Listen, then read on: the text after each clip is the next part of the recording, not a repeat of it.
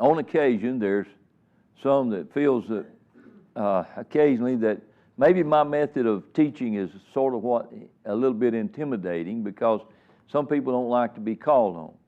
Well, I won't call on you if you don't want me to call on you. But in all these years that I've been in the Lord's church, the best way I know to keep people involved is to keep people thinking and looking and reading along with me in studying their Bible. Now, most of you don't mind me calling on you, and I know that. And maybe there's all of you that's here tonight doesn't mind that at all. But I never want to be intimidating about anything about the Bible. So if someone doesn't want to read, all they have to do is just tell me they don't want to read. But what my premise is in this is, how do we study our Bible? Now, tonight I've got a two-part lesson. How do we study our Bible? Well, there's a lot of things that our scholars have put before us. First of all, Bible study by word, okay? By word. That's one way of studying. For instance, I give you this, and you think about it for a moment. There is very, very important ways to study the Bible. A word study of the Bible book. Word may have a very special meaning and a special significance in certain Bible books, for example. Think about this for a moment. After studying the Gospel of John, this is a book by chapters, you'll find it instructive and inspiring to trace the word. If you're looking at the word believe, for instance, or the word belief, in the study of the book of John, they occur almost 100 times in the Bible. If you were to study it in that way and do a word study, and you went and studied the book of John, each and every time you went there and you underscored the word belief or the word believe, I'll promise you, you will learn a great deal about the study of John.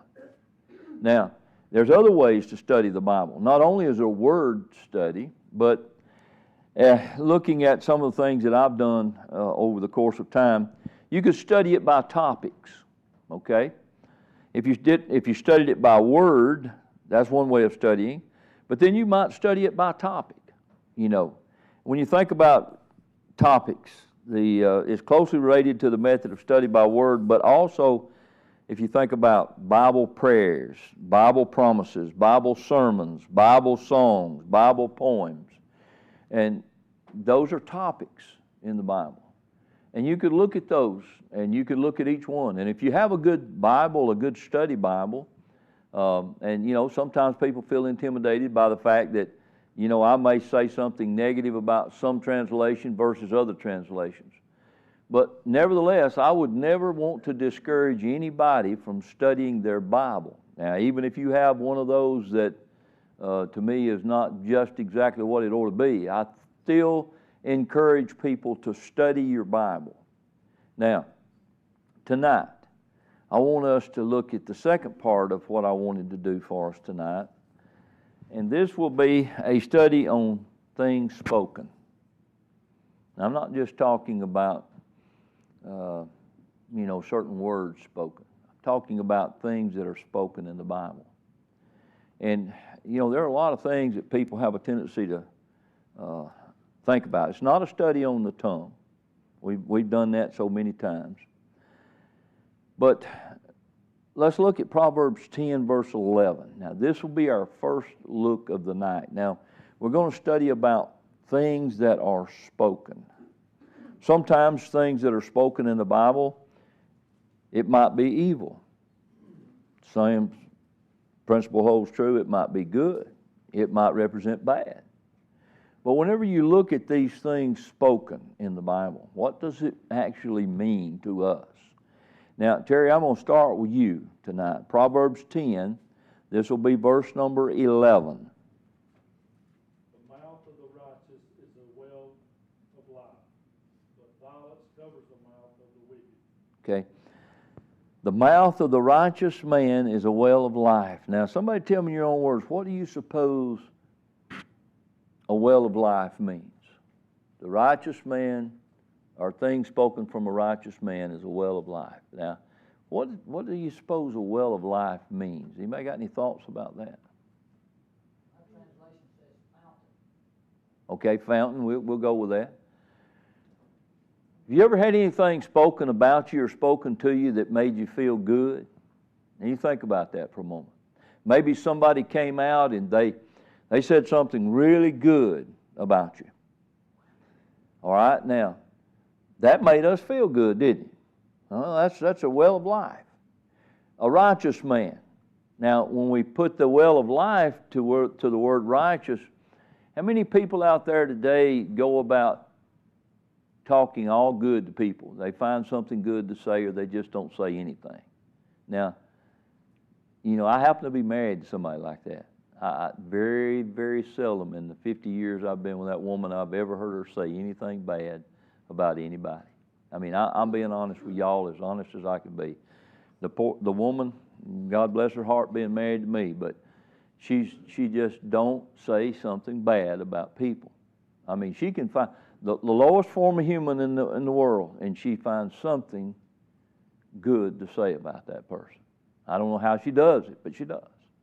Now, my thoughts is, he says, what Terry read there, the well of the mouth of the righteous man is a well of life. Things spoken matter, y'all. They really do. If you're going to say something to somebody, it's all right sometimes to say certain things, but think about the difference you could make in what you say. Anybody got any thoughts on that? Well, have you ever had anything bad said to you or said about you? How does that make you feel? Doesn't make you feel too good, does it? And there's some people out there that are just filled with criticism. You ever been around somebody like that? I mean, they can't find anything good to say. They just got to criticize. Now, that doesn't make you feel good if somebody criticizes you. Now, maybe we need criticizing sometimes, but it still doesn't make us feel good when somebody does that to us. So words spoken, things that are spoken in the Bible, and then what Terry read there should make a difference to us in the way that we look at things. We're talking about the mouth of the righteous man, the mouth of the righteous. That means somebody that's trying their best to go to heaven. That means somebody that's doing their best to look and see what's right and not what so much is wrong. We don't have a problem seeing the wrong. There's plenty of that. But look at the right. We may have to look a little harder. We may have to use our tactics. I think sometimes, somebody said to me one time, flattery will get you everywhere. Y'all believe that? I mean, it carries a lot of weight.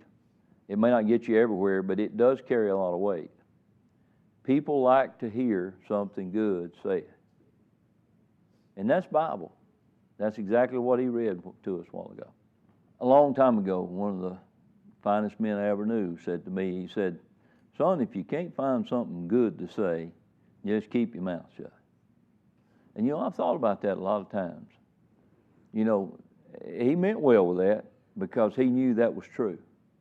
If you can't find something really good to say, best just keep your mouth shut. A many of argument gets out of hand when there's not the righteous man with the mouth that's filled with the well of life. A lot of arguments get out of hand, And we can all be mean if we want to, can't we? That's hard to believe about you, Bruce, but now, this is another thing. Let's look at Proverbs 13:3. Now, this one here is going to carry some weight as well. Proverbs 13:3. I'll come to my right-hand side over here. We'll go. Aunt Burley, if you will, you go ahead and read that. We'll start in the back, and then we'll come on up. He that keepeth his mouth keepeth his life, but he that openeth wide his lips shall have destruction. Wise man says, he that keepeth his mouth keepeth his life. I know how we can look at this from the standpoint that, we need to be real careful because you never know sometimes who you're going to run up against. And, We may be the biggest and the bad at one point in time, but just always know there's somebody somewhere that's a little bigger and a little badder. And it's hard to figure that out. But sometimes I've watched people, how they are. Keeping his mouth keeps his life. Sometimes we stay out of trouble if we are able to control what we speak. Sometimes we can keep ourselves out of trouble. Any thoughts or comments about that? He that opens wide his lips shall have destruction. Have you ever heard the old saying, one bad word leads to another? I've heard that a lot of times. And one bad word does lead to another. If you say something smart to somebody and something ugly to somebody, you know what happens? Most time you get something ugly and smart said back, right? And then you rebut and you start again, and then it just goes back and forth. And this is Bible. This is why, I look up things to study that pertains to life every day, And these things do pertain to life. I've often thought, and that's very good, Bobby, I often thought about how with children, if you're always saying something bad to a child, and you're never saying anything really good to a child, you're never bringing them up, you're always putting them down, it has such a terrible, terrible outcome. But if that child thinks they're doing good, they may not be doing so good. But if they think they're doing good with what you say and how you say it, they may very well get to a point where they are. Man, they feel like, I'm big and bold. I can do this, I can do that, And sometimes we need what we call the confidence level improved. And so, the confidence level is important. And sometimes what we say can make the difference in a person's confidence, I've heard people say on the job when I was working in public works, I can't do that. I say, yeah, you can. Yeah, you can. No, I can't. I say, yeah, you can. You got to believe you can, and you got to try. And lo and behold, guess what? Eventually you can. But you got to be told you can. And so the things you speak does matter. It makes all the difference in the world. Anybody else got a thought or a comment? The tongue is something, and I've studied that word study with the tongue. But the tongue speaks those words that we're talking about tonight. It can speak good or it can speak bad, And that Steve has a very good point there. But, when you think about how this should work, the things spoken, we all have the tongue, but the things that we say with that tongue and how we use it and the words that come out of our mouth. And I'm doing a word study on word speaking, things that come out of the mouth. Let's look over here at a passage in Proverbs, another passage. That was a very good thought there, very good point. Proverbs 18, this will be verse number 8, verse number 21. Laura, you want to read that? Proverbs 18, this will be verse number 8 and verse number 21.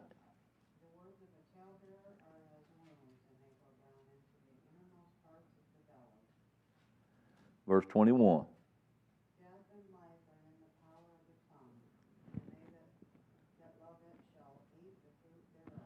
Okay, first of all, let's look at the first verse.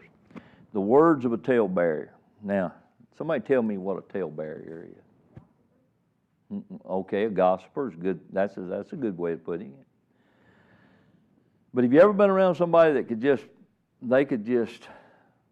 petrify you with their ability to tell a tale? Some people are so good at stories, and some people are so good at their ability to speak and to use words in such a way as to entice or encourage or build up. And, they can use it in the opposite way too. But the words of a talebearer, this is somebody that carries something too far. That's what a talebearer is, And one time, a long time ago, I was in a Bible study class, and the man said, consider the first part of the word talebearer, tail. Where is that, he said? That's at the very back. He said, that's where it's at. And, he had a good point with that. But the words of a talebearer, he says, are as wounds, and they go down into the uttermost parts of the belly. You ever been around, you hear people talk about other people, and they don't know what they're saying, if whether or not it's true or not, but yet they go ahead and do it. They deal with it, and they go ahead and do it. And they hear something, you know what I heard the other day? And then they broadcast what they heard the other day. And it might not be true, you know. So, you know, sometimes be careful with the word spoken when it comes down to repeating something somebody has used in such a way as we could look at it as a talebearer. Somebody that really don't have all the facts, but yet they make it known, you know. That's a big issue, I think, with a lot of what goes on in our society. You know, little children sometimes, even in school, they can be cruel. They can be mean. And it has a lot to do with this right here, with talebearer. Somebody that doesn't use their words spoken properly. You know. Any thoughts or comments on that? Well, notice the other part she read. Death and life are in the power of the tongue, and they that love it shall eat the fruit thereof. Long many years ago, there was a bad situation that occurred, and somebody lost their life as a result of something that somebody said and told about a person. And somebody else lost their life as a result of it. And it wasn't true. It wasn't true. And I've thought a lot of times about that, you know, death and life. Something you might say, and you may not know whether it's true or not. It may actually get to someone, their ear, and they hear it, and it might actually cost somebody their life. You know, dealing with things that, from the human side, you know, have to be real careful how we speak, what words we use when we do speak, and how it's portrayed, how it comes out of our mouth, and what does it build up? Does it break down? You know. Any thoughts or comments? Also be preachers, teachers, or Christians saying, you got preachers that preach the wrong thing. Death and life could be the soul. Death and life. That's true. Some preachers preach the wrong thing. You know, and we can use that that's a very good point he just made. Some people in the pulpit may very well broadcast with words spoken the untold truth. I mean, they don't tell the truth. And, you know, there's a lot of people in our society today that believe that all in the world a person has to do, and they preach it each and every Lord's Day, is just to accept Christ into their heart and be saved. And a lot of people carry that with them. And I've had people tell me, you know I'm saved. Really? You know, be careful. You know, certainty is something that, you know, I've always been a person that wanted to make sure. You know, I mean, you know, he says grounded and settled in the word of truth. You know what grounded and settled is to me? It means I believe it, but I can prove it. That's what grounded and settled is. If you know it, then hey, you can prove it. I mean, if I tell you it's there in the Bible, say, well, you prove that to me. Can you prove that? You know, that's what I think that word spoken ought to mean. If I speak the word, if I say something that the Bible says this, it needs to be that I'm not a talebearer. It needs to be I can prove that to you that it's there. You know, and that's a very good point, Bruce. Any other thoughts? This is what Bible study's for. There's so much about, you know, how we say things. Knowing the truth is very important and bringing it to the forefront. You know, if it's truth, then we should be allowed to speak it. If it's not truth, we ought to keep it, you know, we ought to just leave it alone, you know, because it does cause a very big problem sometimes. Now, there's a lot of other things. Let's go to the New Testament here for just a minute in Matthew chapter 12. Matthew chapter 12. I'm going to look at several verses in Matthew chapter 12, but I'm going to start with verse number 34. Diane, I'll come to you on this one.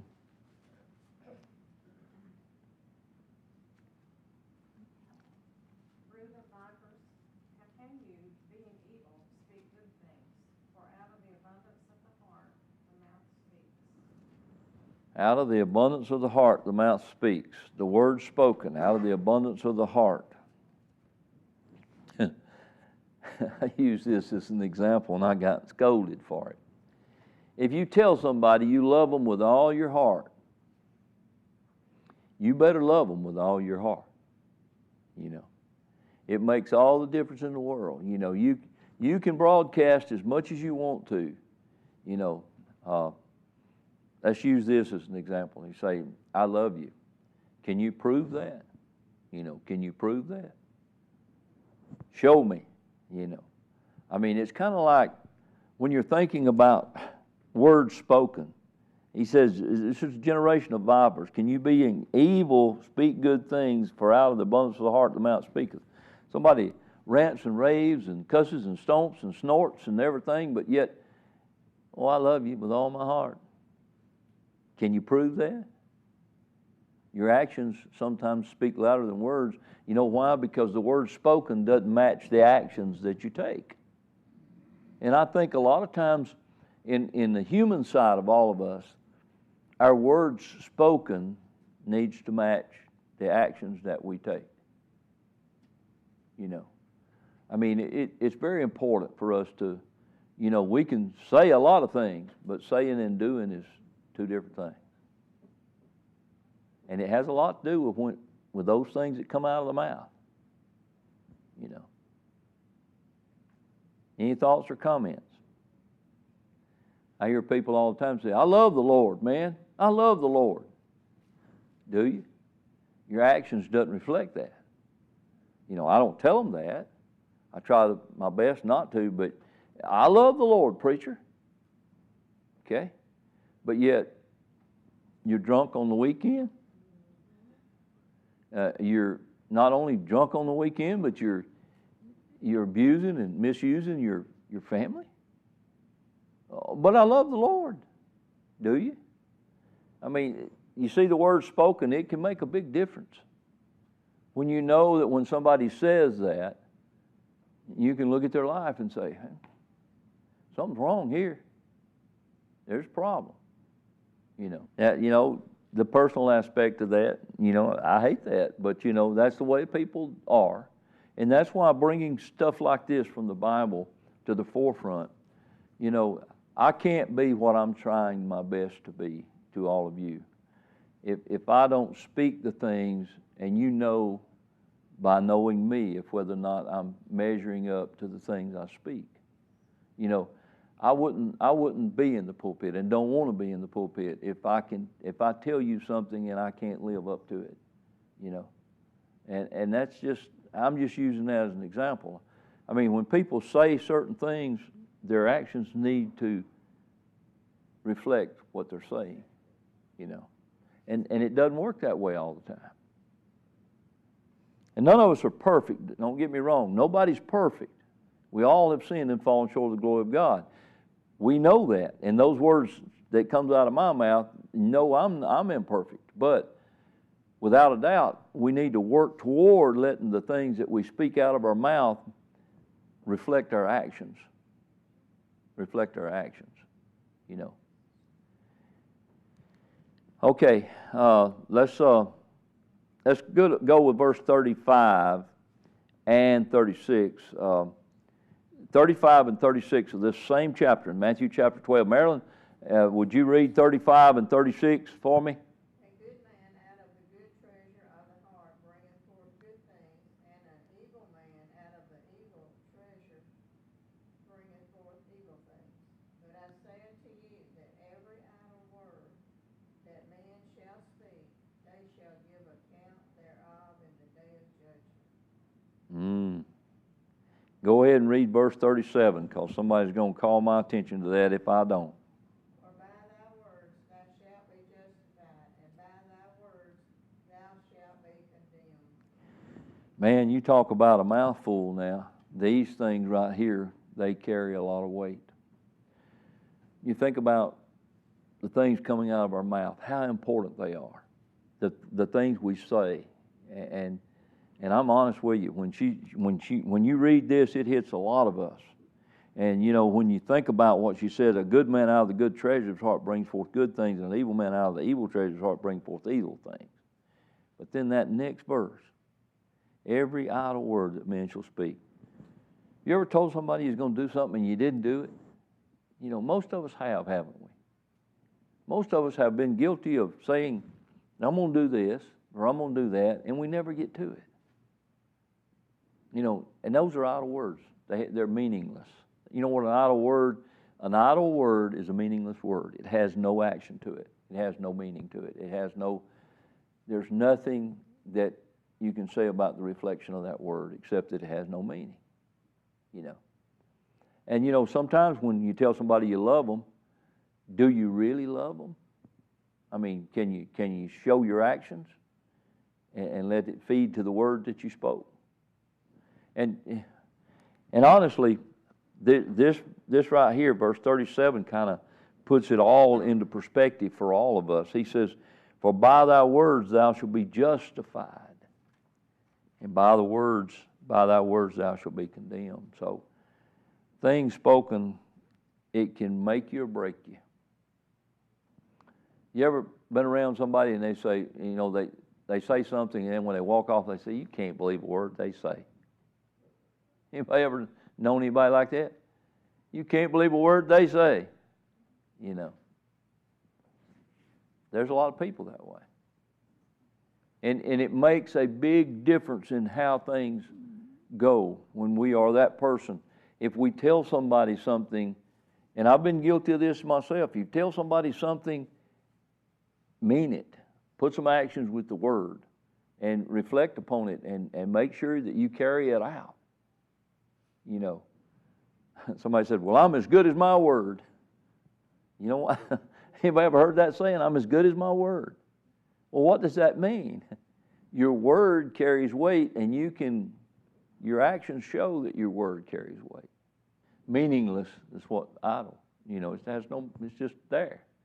It's just taking up breath and space. You know, I mean, that's what an idle word really is. And, you know, I've been around people before that made promises.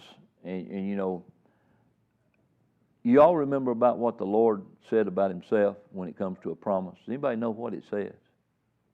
The Lord is not slack concerning his promises. Do y'all know what that means? That means if he said he's going to do it, guess what? He's going to do it. He's not short on or slack concerning his promises. Now, he's not going to break his promise. And you know, how many of us have made a promise and we broke it? I can raise my hand. I've made a promise before and broke it. You know. And a lot of times people in marriages, and I used to try my best to help with people in their difficult times in their marriages. I quit doing that because you're always caught in the middle, because promises made are not promises kept. And sometimes when those promises are not kept, there are problems that you can't fix. And I figured that out early on in my tenure as trying to be a preacher. Sometimes you can't fix it. There's just no way. You know. So idle words, like she says, they're meaningless. That's what that means. Any other thoughts or comments? That would include any political speech. Yeah, I didn't want to go there. That would include any political speech made by anybody that makes a speech. Let's do it that way, and then I won't get in trouble, you know. It pretty much is true. That's true. Both sides. That's exactly right. Now, here's where I want to go with this next one. And I guess everybody in this room, some of you may not like what I'm about to tell you, but I'm going to tell you that this will hold true in most people. Now, I'm not saying all of you, but in most people, this holds true. Ephesians chapter 4, verse 25. Now, before we read that, I wonder if I could say, has anybody in the room ever told a lie before? Now, you don't have to raise your hand. Amy, you don't have to shake your head. But honestly, and I've said this before, I was preaching a gospel meeting. I said, anybody in the room ever told a lie? And I raised my hand. They said, well, we got a lying preacher. Well, honestly, here's the deal. When you read this passage, words spoken, this is what we want to learn from this. This will be Ephesians chapter 4, verse 25. Bobby, I'll look at you on this one. Therefore, put away lying, let each one of you speak truth with his neighbor, for we are members of one another. Go ahead and read verse 29, please. Let no corrupt word proceed out of your mouth, but what is good for necessary edification, that it may impart grace to the hearers. Okay.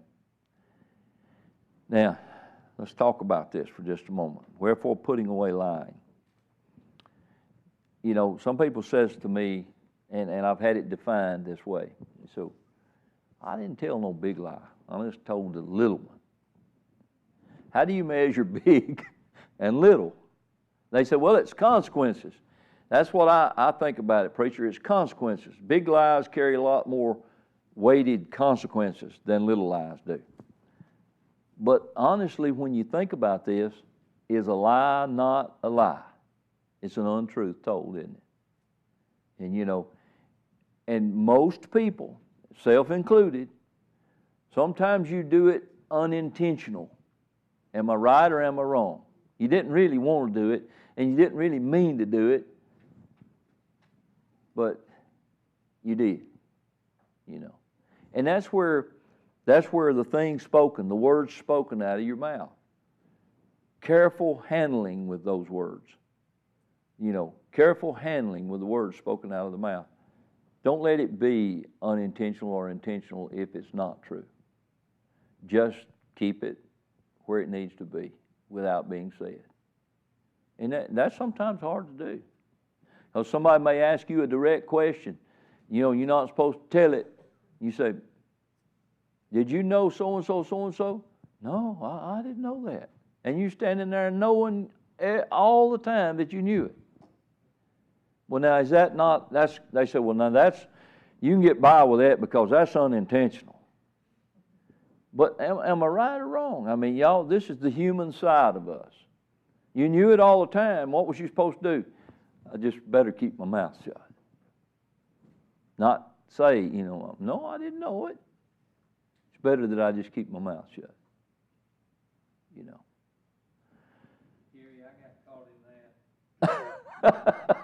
Okay, Bobby. Since we're doing confessions here, you know, if you a preacher, you know, people tell you things and they'll say, "Now, don't you tell anybody." No, I have to be confidential. But somebody comes to you and say, "Well, did you know so and so, so and so?" No, I didn't know it. And you standing right there knowing all the time you did. You know, and you know that I've been in the same situation a number of times in my life. You know, people come to you and they say, "Well, you know, so and so, so and so, so and so." Now you can't tell anybody, and then somebody else comes up and says, "Well, did you know?" No, I know. You see, that's how it works. But my words spoken. How do we handle this? And we carry it just a little bit further in that same chapter in Ephesians chapter 4, verse 31. I'll use this and we kind of soften the texture here a little bit of what we're talking about here. Let me go back to my right-hand side. Nancy, I'm going to get you up front. But Let all bitterness and wrath and anger and clamor and evil speaking be put away from you with all malice. okay, we're changing it just a little bit in the complexion of what we're talking about. Bitterness, wrath, anger, and clamor, and evil speaking. All this fits together. Now, have you ever been around somebody that just, and me and Mama, you know, God bless her heart, you know, when you have family members that are bitter and angry at the world, and they don't know why they're bitter and angry at the world, but they are, you can't expect anything to come out of their mouth except bitterness, you know. You ever been around somebody, they couldn't find nothing good to say. They got something bad to say about anything and everything that goes on, and they're raised Cain consistently 24 hours a day.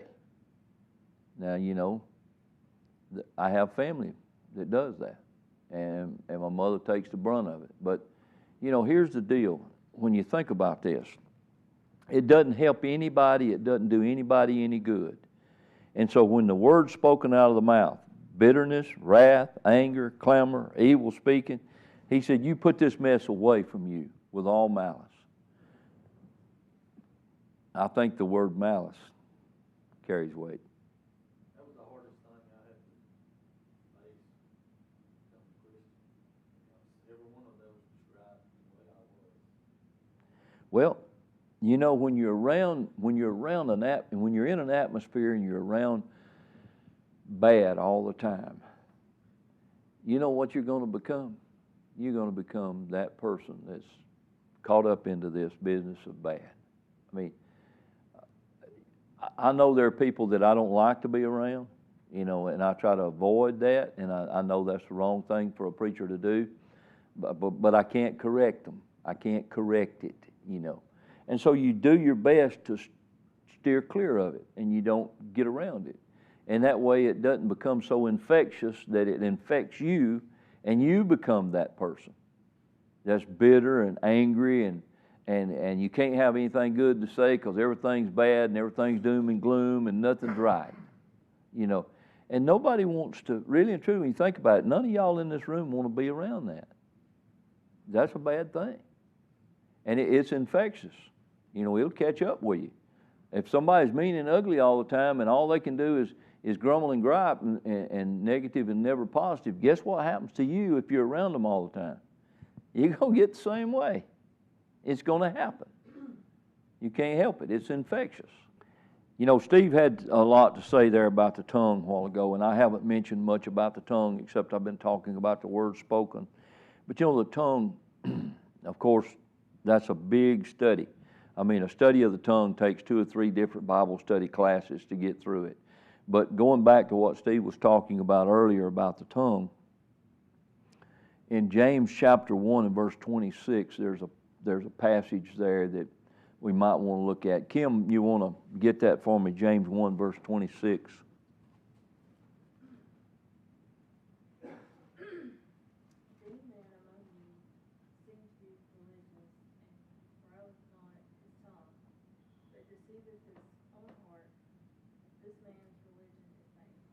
Okay, he's talking about a vain religion, and it has to do with the tongue, and it also has to do with the word spoken. Now, you know what the word vain means when you put it in front of religion? What does that mean? Empty. It has no meaning. It carries no. It doesn't have any weight. I mean, it's just not right. And so when you read this, he said, "If any man among you seem to be religious," and then he says, "and bridleth not his tongue, but deceives his own heart, this man's religion is in vain." So this is a weighty thing about the tongue. This goes further with what Steve was talking about earlier. Any man seem to be religious. Have you ever been around people that seem to be religious? You know, and then you begin to worry and wonder. I tell the story a lot of times about when Grandpa Murphy was alive, and he said he was going to the store. He used to live right below a little store. And said he started up to the store, and he got a little closer to the store, and there's a group of men out in front, and they were just carrying on, talking, you know, and everything, and one of them was just really filthy talking and telling something that was just terribly embarrassing, and they saw him coming up, and he said, the guy stopped, and he turned around and he said, "Oh, Brother Murphy, I didn't see you." He said, "I apologize." And says, so Grandpa's made the statement. He said, "Well, look," he said, "if you don't care for the Lord hearing you talk that way," he said, "don't worry about me." He said, "It ain't going to matter a whole lot." And, you know, I've thought about that a lot of times. You know, he put it right back on him. You know, this man was supposedly, from what the indication was, he was one of the religious people in the community, but he was telling this terrible, dirty joke and using some terrible language and all that. And he saw Grandpa Murphy, and he said, you know, he apologized for it. And he said, "Well, look, if you don't hear, you don't worry about it. If you don't care for the Lord hearing you," said, "don't worry about me. It's not going to matter." And, you know, that's somebody that really and truly can't bridle the tongue. And be careful with the things said. Now,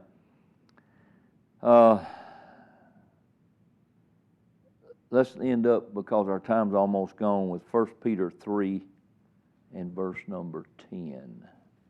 1 Peter 3 and verse number 10. Gary Bragg, can you get that in for us? Which one is that? 1 Peter 3 and verse number 10. For he that will love life and see good days, let him refrain his tongue from evil, and his lips that they speak no guile. Okay? Now, that to me, it should put us all in the same category. How many of us in this room love life?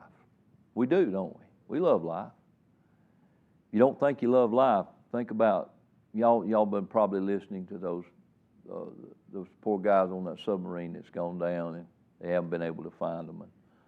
And I've thought about that. Wouldn't it be sad that you're there and you know nobody can get you? You got just a few hours to live, and you know you're going to die, and you got that much time to think about it. That's a sad, sad thing. But notice this. He said, he that will love life and see good days. And most of us, we can see good days. Our day is what we make it. I get up sometimes, I don't feel good, and some of the other people in the room don't feel good when they get up in the morning, and sometimes during the day they don't feel too good. But do we still love life? Yes, we do. And we try our best to make it work. But now, notice he said, if you love life and you want to see a good day, here's where it comes to what my lesson's about tonight. The things spoken, the things coming out of the mouth. It can make all the difference in the world of whether or not you love life and want to see a good day.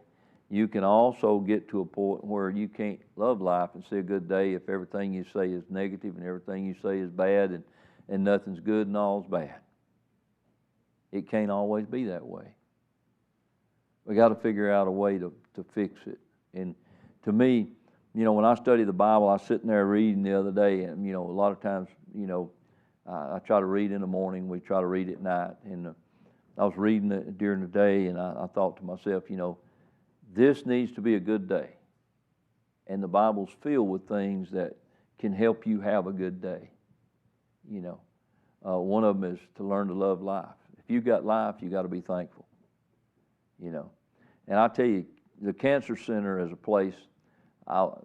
People ought to go walk through the nursing home, walk through a cancer center somewhere, and look at the situation and look at what goes on. The other day when we were at the cancer center, if you ask permission to pray, you don't have to ask anymore now. If you go in there, they say, "Man, would you pray with us?" That's important, because a lot of those people are dying. They're trying to hold on to life with everything they got. And they're trying to hold on. And so anything you say, if it's good, with a smile on your face and the word spoken coming out of your mouth, it can make all the difference in the world of how that person retains what it means to life. Any thoughts or comments before we quit tonight? And there's a lot of speculation as to what and what can't, but it'd be awful hard to think about being in a situation like that where ahead of time and you got time to think about it. Because if I had my druthers, if I knew I was going to die, don't let me know it till it's already done. But if you got to sit there and wait, and back to my point about the cancer center, a lot of those people that are in those cancer centers, they know. Sometimes even the doctors, they'll say, you say, well, how much time do I have? And if I don't do this or if I don't do that, and they'll say, well, you got 2 weeks, or you got 3 weeks, or you got 6 months. Now, they really don't know, but they are professionals, and most of the time they're pretty close to what they're saying. Okay, if there's no other comments or thoughts, we'll end it up there and get the children in.